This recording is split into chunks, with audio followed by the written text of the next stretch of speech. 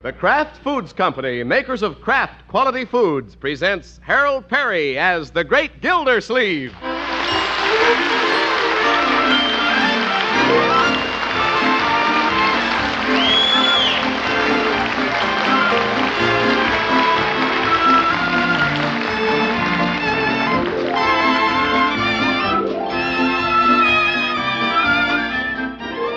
The Great Gildersleeve is brought to you by the Kraft Foods Company, makers of the famous cheese food Velveeta.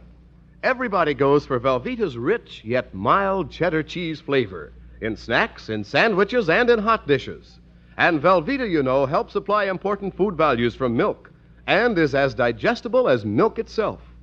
That's why smart homemakers keep Velveeta on hand regularly to spread or slice and to melt for grand economical hot dishes. Tomorrow, get Velveeta, the cheese food of Kraft quality.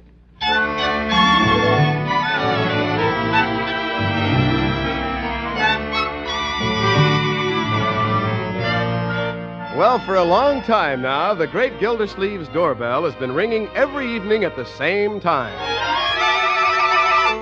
And Marjorie rushes to the door with the same eager anticipation to greet the same young man.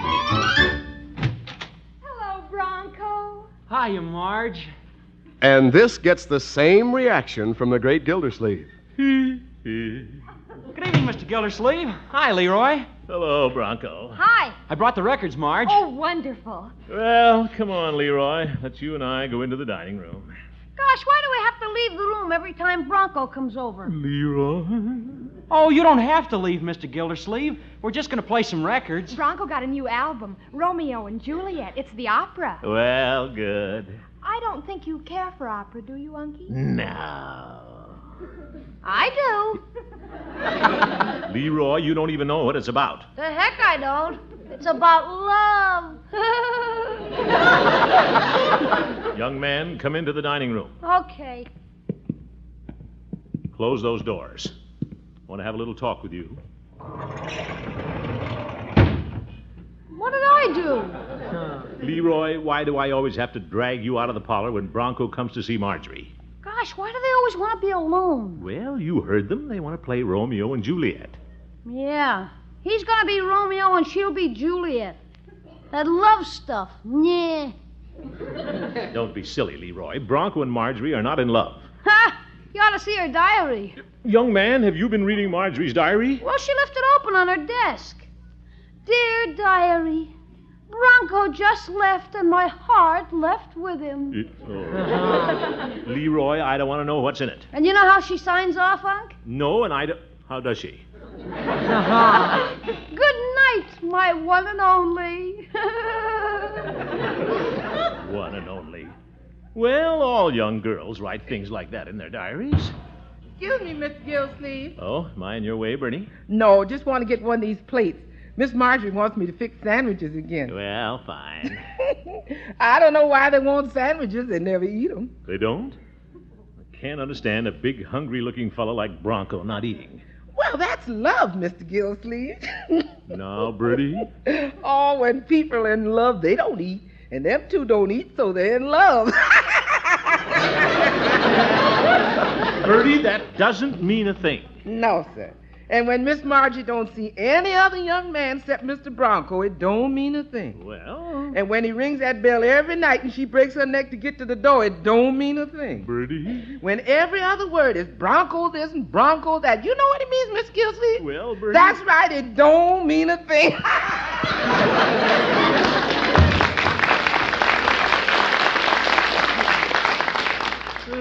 It might mean something at that.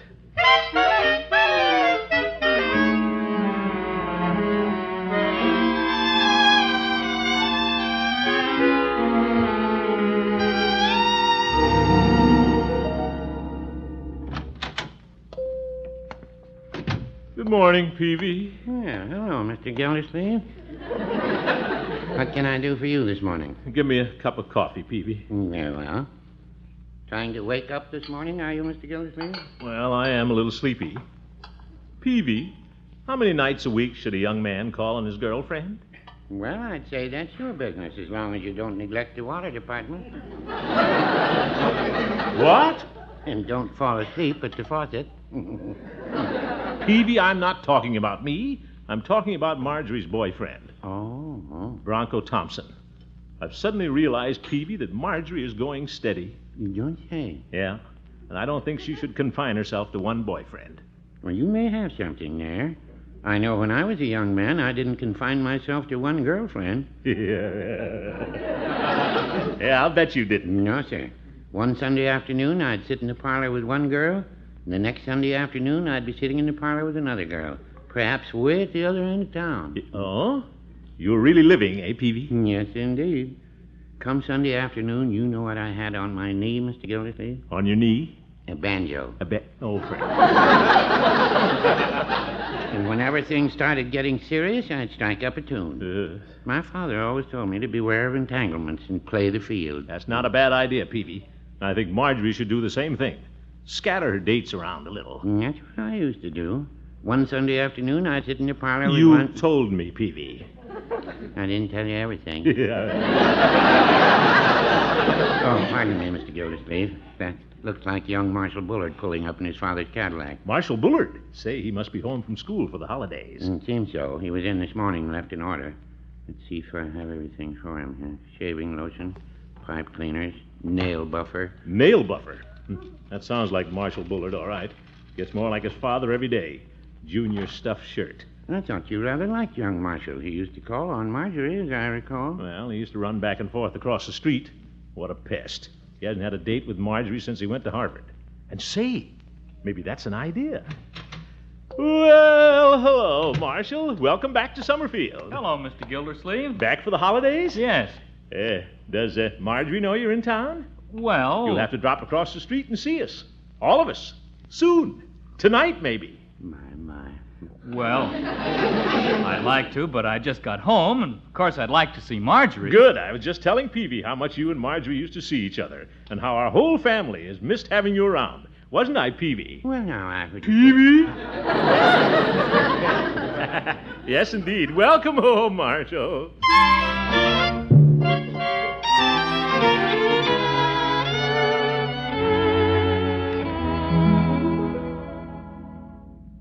Marjorie, Yes, Unky? isn't it about time you powdered your little nose and prettied up a bit? Bronco thinks I'm pretty. Yes. Besides, it isn't time for him to come over yet. Well, one of your other beaux might drop over. Unky, I don't have any other beau, and you know it. You might have a secret admirer. Marshal Bullard's in town. Marshal Bullard. Uh-huh. I saw him today in Peavy's, and they said he might drop over tonight. Uncle Mort, what have you been up to? Oh, Marjorie, don't you get excited. He used to come over a lot before he went to Harvard. But I have a date with Bronco. Well, you and Bronco just sit around and listen to records. Why can't the three of you sit around and listen to records? Honestly, Uncle Mort, I'm not going to the door for Marshal Bullard. You answer it. All right, but you be nice to him, Marjorie. Well, come in, Marshal. Marshal? Oh, Bronco. Hey, come in. Did I say Marshal? Slip of the tongue. Oh, hi, Marge. Hello, Bronco. I'm a little early. Did I surprise you? I thought it was somebody else. Somebody else. Who else would it be? Well, you see, Bronco, Marjorie's a pretty popular girl, and, pardon me, I'm the doorman tonight. Well, come in, Marshal. Thank you. Good evening, Mr. Gildersleeve. Who's this Marshal? Well, Bronco, he's just home from Harvard, and Harvard? Marjorie, how nice to see you. Hello, Marshal. Here, let me look at you. Why, you're even prettier than when I left for school. Oh, Marshal. And can this be Leroy? My, how you've grown. I'm not Leroy. Marshal, this is Bronco Thompson. Oh, Bronco, this is Marshal Bullard. Yes, Marshal lives across the street. He and Marjorie sort of grew up together. Oh, ho. how do you do, Bronco? Hello, Bullard. Here, let me take your coat and gloves, Marshal. Thank you, Mr. Gildersleeve. Well, real pigskin. Marjorie, I thought we might take a spin in the Cadillac tonight. It's a much sweeter job than the one we used to run around in. Well, Marshal. Oh, it seems like old times to be in this living room again. Oh, it was awfully nice of you folks to invite me over tonight. Well, I guess I'd better be going. So soon, Bronco? Bronco, you're not leaving. Well, I wasn't exactly invited over. I just dropped in. as usual. No need to leave, Bronco. Oh, of course not, old man. All three of us can take a drive in the cad. No, thanks. I have things to do. Oh, Bronco, please don't go. I think I better. Good night, Marge. Good night. Well, perhaps you can come over tomorrow night, Bronco. You're welcome any time, and so is Marshall. Thanks, Mr. Gildersleeve.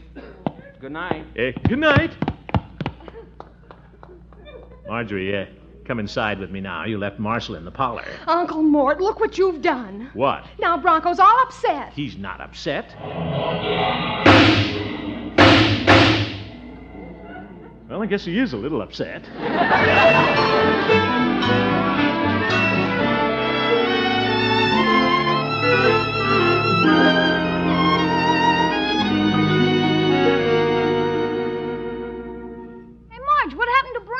Haven't seen him around for 2 nights in a row. You might ask Uncle Mort about that, Leroy. Now, my dear. Dear Diary, Bronco didn't call tonight, and am I blue? Oh, stop it.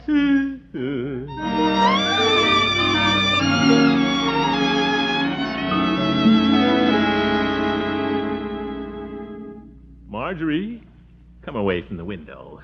She's watching for Bronco. This is the time he used to show up. In the good old days. Yes. Come over and sit down by your old uncle, my dear. I haven't the slightest desire to sit by you, Uncle Mort. I'll never forgive you for inviting Marshal Bullard over. Marjorie, I was only doing what I thought was best for you. Besides, this should be good for Bronco. There's nothing like competition to fire up a suitor. And if I know Bronco... Hey, Marge! That's Bronco's car. Oh, it is? It is. It's Bronco. Well, what did I tell you, Marjorie? I knew he'd come back. Oh, Unky, at last. Yeah, I'll let him in, Marjorie. No, I'll let him in. Yeah, I'll do it. Hello, Bronco. Hi, Marge. Well, Bronco, come in. No, thanks, Mr. Gildersleeve. I'll just stand here in the doorway and say what I have to say. What? Bronco, come on in. Don't be silly. I'm not being silly, Marge. I've been thinking this out for 3 days. I don't think I should take up any more of your time. Bronco, what are you talking about? Marge, you'll be a lot better off going with Marshal Bullard than with me. What? Now, Bronco, there's no reason why both you and Marshall can't see Marjorie. Thank you, Mr. Gildersleeve, but I'm bowing out. It's for Marjorie's own good. I've got it all figured out on paper. On paper? Yes, sir. I drew a line down the middle of the sheet, and I put Marshall's qualifications on one side and mine on the other. Oh, Fred. He's got money, a Harvard background, a big car, expensive clothes, and what did I have on my side of the paper? Blank. Bronco Thompson, you're being ridiculous. Yeah? Guess I am ridiculous. Oh, my goodness. And when I found out you and Marshall were childhood sweethearts, well, I can't break up a beautiful thing like that. I'm no cad, Mr. Gildersleeve. We know that, Bronco. We all think you're a fine boy. Well, he'll be better for Marjorie. What's going on out here? Leroy, you stay out of this. I'll say goodbye now. Bronco. Thanks for everything. But now, let's part with no regrets. But, Bronco... I'll just walk off into the fog.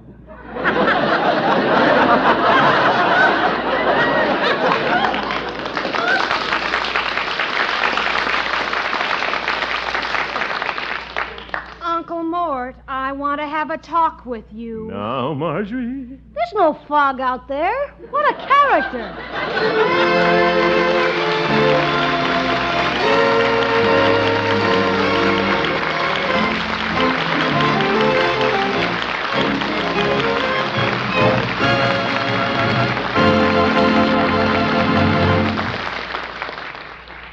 The Great Gildersleeve will be back in just a minute. Remember the saying, a man may work from sun to sun, but a woman's work is never done. Well, you homemakers can remedy that situation when it comes to after-hours snack fixin'. Just keep your refrigerator stacked with a 2-pound loaf of Kraft's famous cheese food, Velveeta, for good-eating snacks that Dad and the youngsters can fix themselves.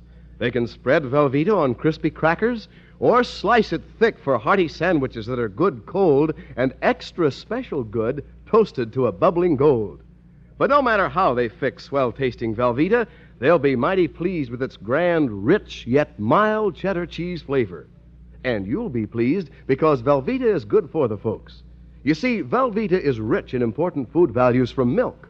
For instance, it helps supply protein for strong muscles, minerals that help build sound teeth and bones, vitamins needed for normal growth. And you know, Velveeta snacks are perfect anytime because this cheese food is as digestible as milk itself. So for snacks that provide Dad and the youngsters with wholesome good eating and provide you, Mother, with a little extra time, keep stocked with a 2-pound loaf of Velveeta. Just be sure you get the cheese food of top quality when you buy. Genuine Velveeta, made only by Kraft.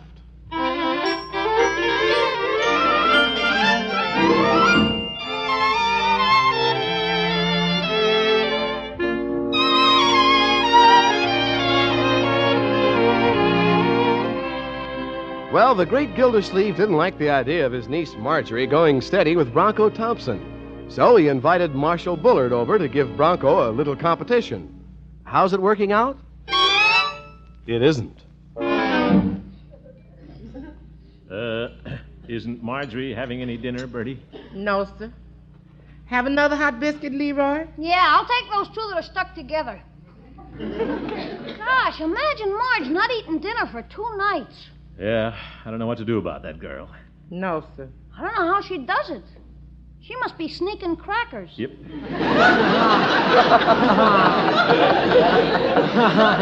All right, Leroy. I'll handle this thing. Maybe she's living on love. Never mind. I did what I thought was best, Bertie. A girl owes it to herself to look around a little. Yes, sir. I didn't know Bronco would act this way. Run off like a scared jackrabbit the minute a Harvard boy in a Cadillac came around. No, sir. After all, I'm not the smartest man in the world, Bertie. No, sir.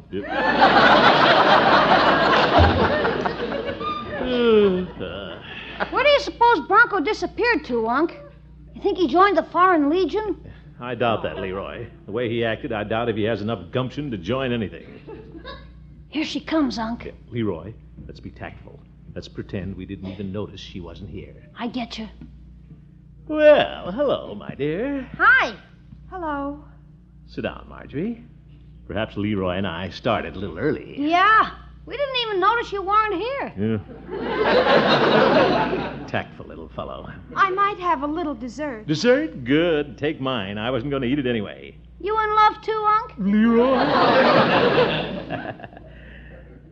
Have a date tonight, Marjorie? Yes. Well, anybody we know? Marshal Bullard. Oh, Marshall again, eh? Well, that's what you wanted, isn't it, Uncle Mort? Well, no, it isn't, Marjorie. Well, that's what you're going to get. You drove Bronco away, and now you're going to see Marshal Bullard around here until you're as sick of him as I am. Marjorie. Hey, maybe that's Bronco on the phone. I know who it is. Hello? Oh, hello, Marshal. Zeke. Why, of course, Marshal. I'd love to. Come over any time. The sooner the better. Goodbye. That settles it. I've got to get Bronco back in the parlor.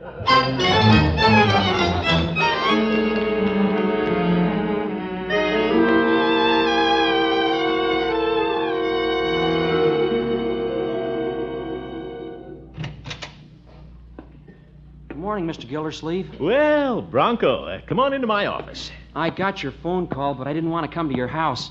I thought it better if we met down here. Yeah, good idea. Put your little packages on the desk and sit down, my boy. Thank you, Mr. Gildersleeve. Where you been keeping yourself these evenings, Bronco? I've been sitting in the park feeding the pigeons. Well, don't you think you should be dropping by the house once in a while, my boy? Oh, no, Mr. Gildersleeve. No, that's no place for me now. Oh? Well, what would you say if I told you Marshal Bullard has been seeing Marjorie quite often? Well, I'd say, lucky him. But doesn't it make you a little jealous? Doesn't it make you want to put up a fight? Ask for a date, maybe? Mr. Gildersleeve, I'm doing what I think is best for Marjorie. Oh, brother, we're right back where we started. Marshall has a lot more to offer Marjorie than I have, and all I'm interested in is her happiness. Yes. By the way, you left all your record albums in the parlor. Don't you think you should drop by and pick them up? No use letting Marshall and Marjorie play Romeo and Juliet. I'd like Marjorie to have my records. For Auld Lang Syne. For all... I give up. Goodbye, Mr. Gildersleeve. Think it over, Bronco. Remember, faint heart near one fair lady. No, sir. But a Cadillac and a Harvard education can do it. Oh, my goodness. Say, the boy left his packages here. Popcorn. Must be for the pigeons. What's this book? Life in a Monastery. Anybody home? Oh, come in, Judge. Good morning, Gildy. Wasn't that Bronco I saw going down the hall? Well, it could have been, Judge. What are you reading, Gildy? Well, Life in a Monastery. Are you thinking of donning the cloth? all right, Judge. Put the book down. It belongs to Bronco. Oh, poor fellow. From what you've told me, the boy probably considers himself a martyr. I suppose so. He's completely withdrawn from the field, and poor little Marjorie is just eating her heart out. Too bad. Doesn't Bronco know how Marjorie feels about him? How can he, Judge? He won't even come near her. I tried to make him jealous so he'd show Marjorie a little fight, but nothing happened. He just blinked his eyes and looked at me like a sick chicken. Gildy, why didn't you come right out and tell Bronco that Marjorie prefers him to Marshal Bullard? Well, Bronco's been belittling himself. But if he knew that Marjorie's happiness depended on him, he'd be over there in a jiffy. say, I believe he would at that. Then you can leave everything up to Marjorie. A woman can't hide her true feelings, Gildy. I know. Oh. By George, Horace, that's a prize-winning idea. I'm glad you thought of it. Thank you, Gildy. Yes, sir. And here's your prize, Judge. Popcorn? For me? No, the popcorn's for the pigeons. You get to eat the bag, you old goat.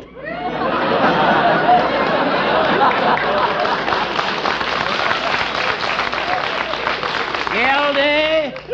I feel better already, Judge.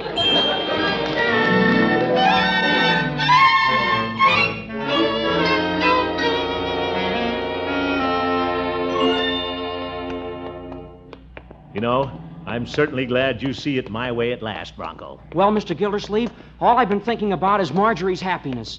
But if she isn't happy with Marshall around, then he shouldn't be around. Yeah, that's the spirit, Bronco. I'm the fellow who should be around. You said it. Why, only this morning, Marjorie said she was sick of seeing Marshall. Is that so? Yeah. You'll see it with your own eyes when we get in the house. A woman can't hide her true feelings, you know. Well, I don't know much about that. Marjorie's the only woman I know. Oh, yeah. They'll be in the parlor. Let's go right in. All right. I know three's a crowd, but if Marjorie doesn't like the fella, I feel like crowding somebody. Yeah, that's the spirit. Hello, Uncle Mort. Good evening, Mr. Gildersleeve. Well, hello, Marshall. Guess who's with me, Marjorie? Hiya, Marge.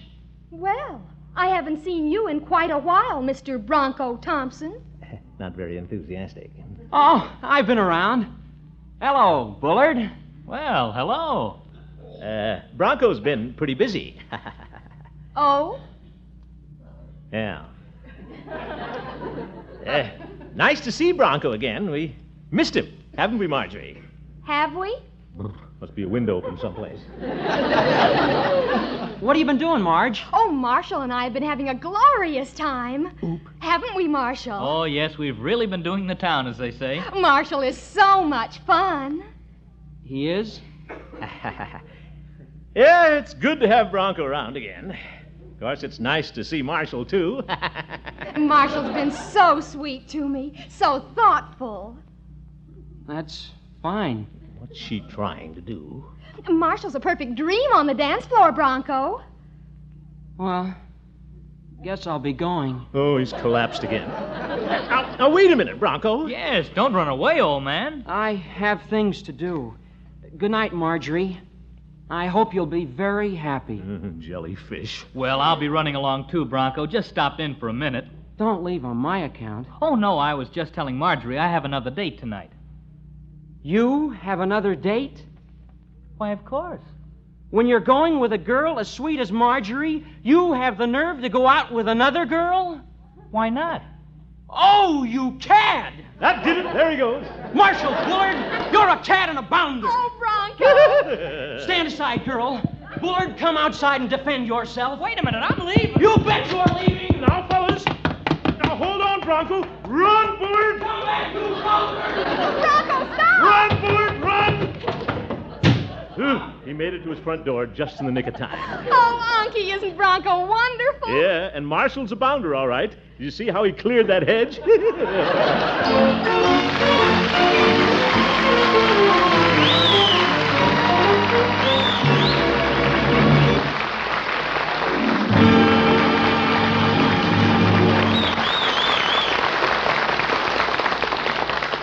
We'll hear from the great Gildersleeve again very shortly.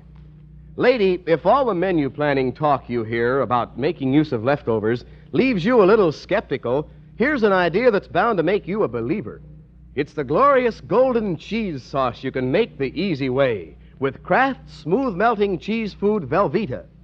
With this Velveeta sauce, you can positively transform fish or ham or chicken or veal into a main dish that makes a really triumphant second appearance.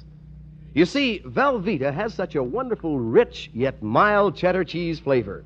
And Velveeta has a lot of fine nourishment, too, the kind you expect from a main dish.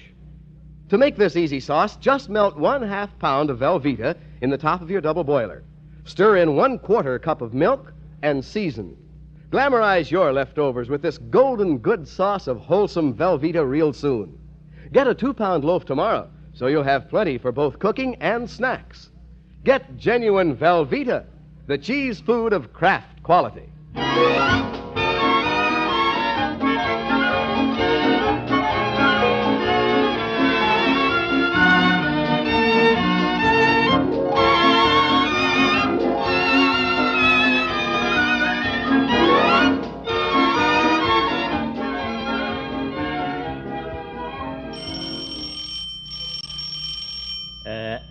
I think there's somebody at the door, Marjorie. Probably Bronco. Well, I'll let him in, Unky. Well, here we go again. Back to the dining room. Leroy? Hello, Marge. Hello, Bronco. Romeo and Juliet. Good evening, Mr. Gildersleeve. Well, hello, Bronco. I stopped in at the telegraph office on my way over, and I brought some news for you. News? Oh, what is it? They got the winning title for your song. It's Tug of My Heart. Tug of My Heart? Well, good. Thank you, Bronco. Come on, Leroy. Well, Unky, you don't have to go in the dining room. No, you don't have to, Mr. Gildersleeve. Well, you know what they say. 2's company, 3's a crowd. and 4 is a... Well, good night, little children.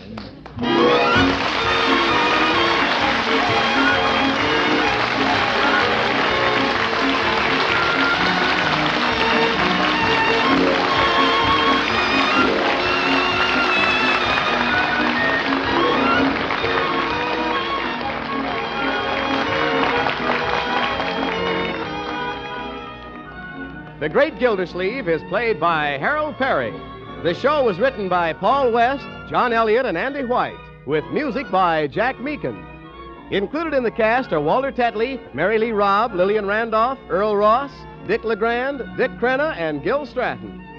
This is Jay Stewart saying goodnight for the Kraft Foods Company, makers of the famous line of Kraft quality food products. Good night for me, too. Be sure to listen in next Wednesday and every Wednesday for the further adventures of the Great Gildersleeve.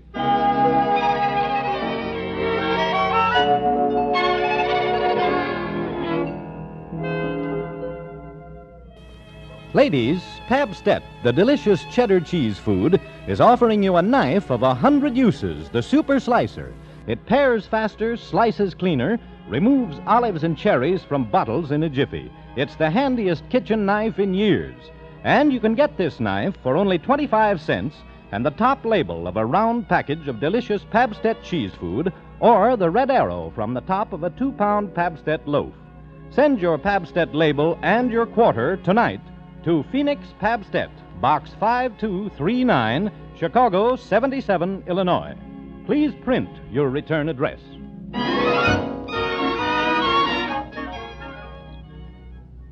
Break the Bank, radio's biggest money-paying show, is next on NBC.